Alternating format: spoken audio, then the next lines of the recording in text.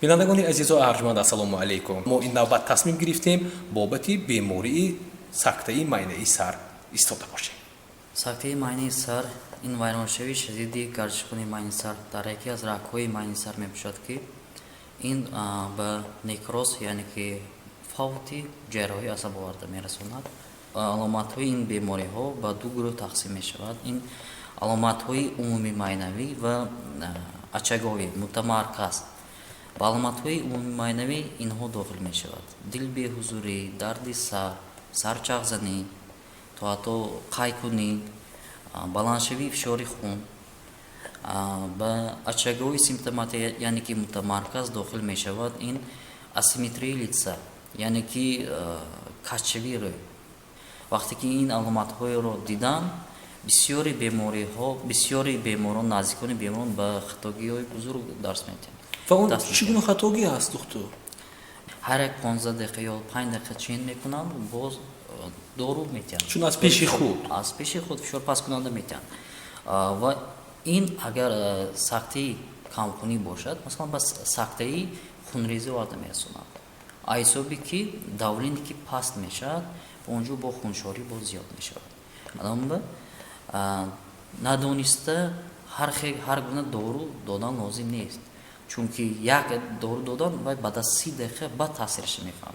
сабаби пайдоиши ин беморӣ аз куҷо сар мезанад? баъзан бемориҳое ҳастанд ки аз насл ба насл меоянд. шояд аз падар ба фарзанд гузарад, шояд аз модар гузарад, шояд гӯем чун аз бобову аз модаркалон ба набира гузашта бошад. оё ин намуди беморӣ низ ирсӣ чун ҳам мегӯянд, оё ирсият аст ё на? ирсият надорад ин беморӣ.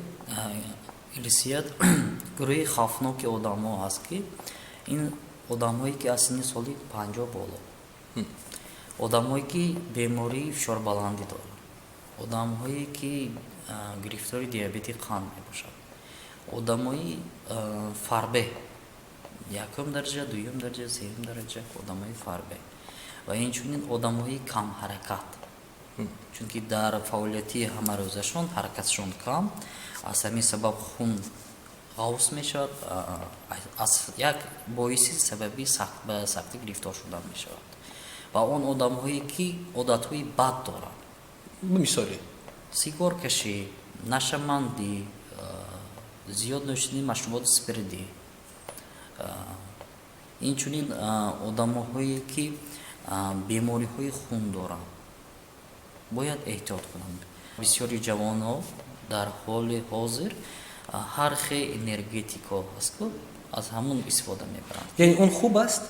баъд вай дар вақте ки мо истеъмол мекунем, дар организм адреналин ҳосил мешавад. адреналин ҳосил мешавад ва он низ спазми рагҳои хунгард метиҳад ва адреналин задани таппиши дилро зиёд мекунад. вақте ки нӯшокиҳои энергетикӣ худро бо қувват ҳис мекунад, ин ҳамаш айсоби адреналин ҳосил шудан, лекин таппиши дилро зиёд мекунад ва ба дил ва ҳам ба майна зарар мекунад. ва таъсири охири он ба чӣ мерасонад духтур? ва таъсири охирон ба чанд ҳолатҳое шуда буд, инфаркт миокард оварда мерасонад, то ҳатто ба инсулт оварда мерасонад. сактаи майнаи сар чун новобаста аз сину сол новобаста аст. бемороне буданд 35 сола айсоби ки ҳамин нӯшокиҳои энергетикӣ мехӯранд. беморое ки масалан бисёр асабоният мешаванд, 35 сола 40 сола бемори сактаи майнаи сар гирифтор шудаем. чандин ҳуҷайраҳо фавт мекунанд.